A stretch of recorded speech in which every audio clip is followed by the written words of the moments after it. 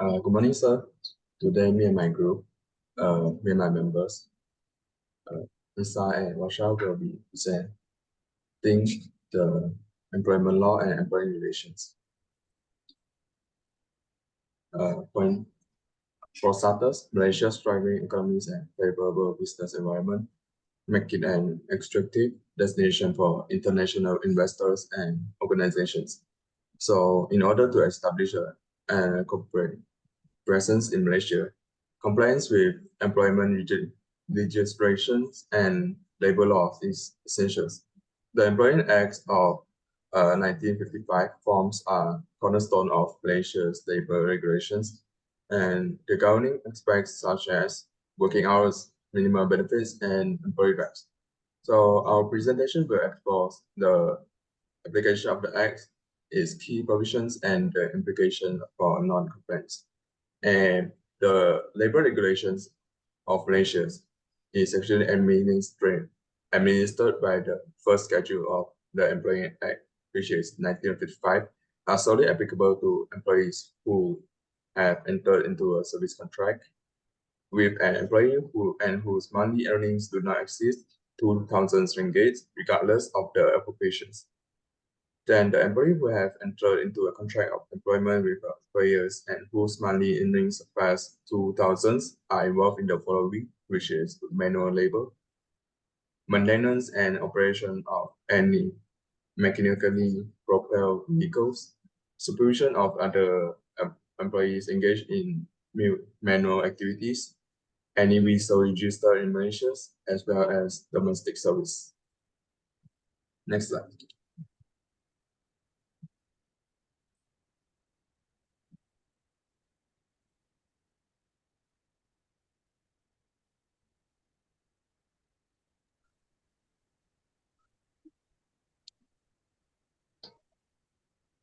Next, I'll continue with the question 1. So firstly, the similarities between Employment Act in Malaysia and Singapore.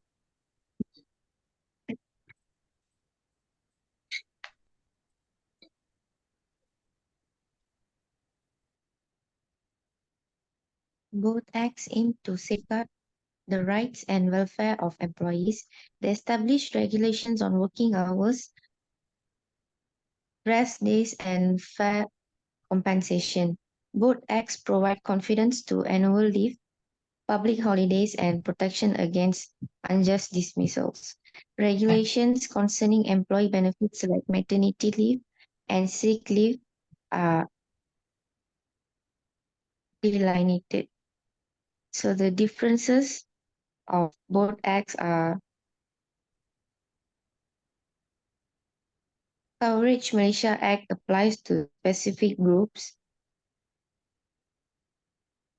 while Singapore Act like a wider scope. Minimum wage regulation Malaysia has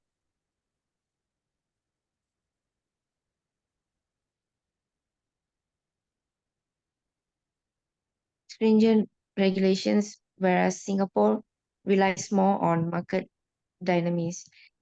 Dispute resolution mechanism differ between the two countries. Common goal of both acts are aimed to foster fair and equitable employee practices. They contribute to social and economic stability by balancing the interests of employers and employees. So next.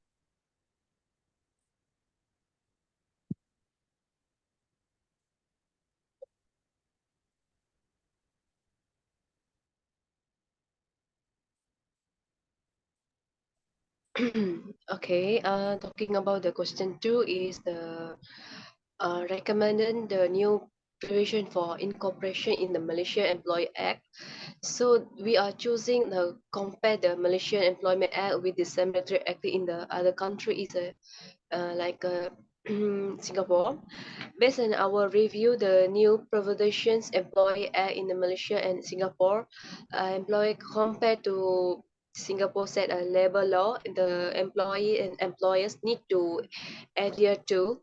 The basics term and condition work the outline, including the termination of contract, payment of wages and rest day, and the maternity of benefits. Second, the Malaysia has the Employment Act the 1955, while the Singapore has the Employee Act the 1968. The in the Malaysia there are hire the employee that sign the contract, the state term, and the connection to job, such as remuneration has a work hours. And also this term, the condition may vary depending on the company, the shoulder, allege the baseline. And the coverage both act the cover vary the type of the employee but with the same estimate. So example, I already put the same or change to employee X. The second is comparison minimum notice the period of the terminations. For the Malaysia, 4 weeks for the employee that will less than the 2 years of the service, and 6 for the 2 more years to less than 5. The 8 weeks to for 1 month 5.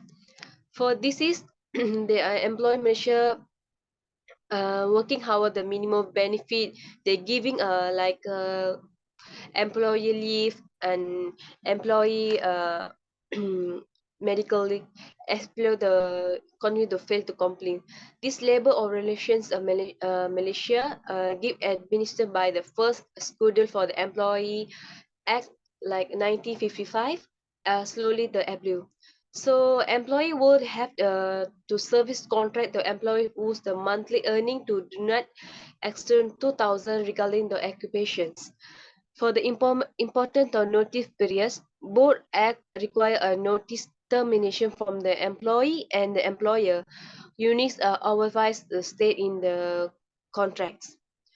However, we know the employee have entered the contract employee who the monthly earning the past 2,000 involve the working like a manual labor, maintaining of operation and mechanical proper vehicle, and supervisions for other employee engaged to manual activity, and also any visa registering in Malaysia.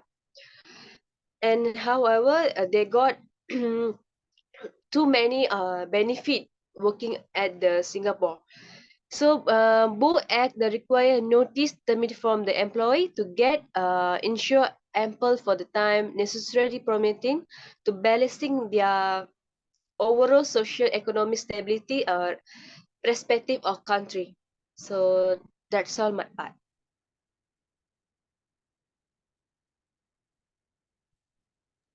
Uh, So in conclusions, the comparison between Malaysia's Employment Act 1955 and Singapore's Employment Act 1968 reveals that both similarities and differences in their provisions and coverage, while both of the countries aim to establish fair treatments and protect employee rights, welfare, disparities exist in coverage criteria and specific clauses.